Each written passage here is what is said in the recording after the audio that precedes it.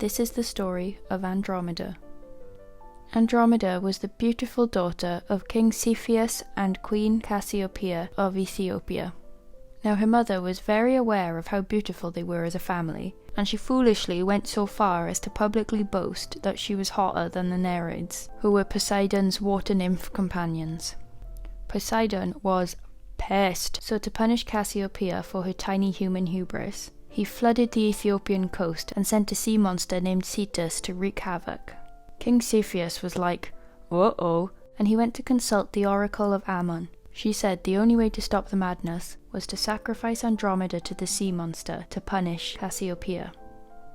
So her dad's like, that sounds fair, and straight away chains his daughter up to a rock by the sea to await her fate.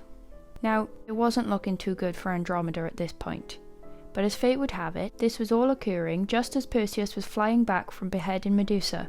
And right on his route too, isn't that lucky? As he flew over and saw Andy tied to the rock, he fell in love with her instantly and decided to help her. Not before securing her hand in marriage from her father first, of course, because why would he help if it didn't benefit him directly? Perseus used the same magical sword he'd used against Medusa to kill Cetus and save Andromeda.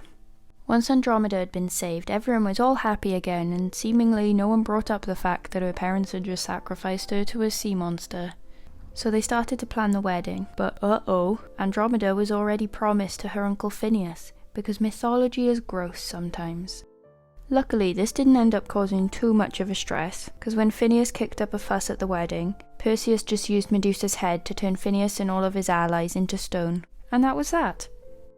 Andromeda and Perseus married and did lots of travelling around and conquering and fighting monsters and all that stuff, and eventually settled down and had 7 sons and 2 daughters, all of whose names are funny and or difficult to pronounce.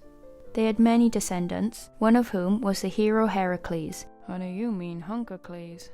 When Andromeda died, Athena placed her in the northern sky as a constellation, along with Perseus, Cepheus and Cassiopeia, where she still shines to this day. The end. To hear more about the questionable adventures of Perseus, and feel a bit sorry for Medusa, check out the video I made a while back about Medusa, the link will be in the comments.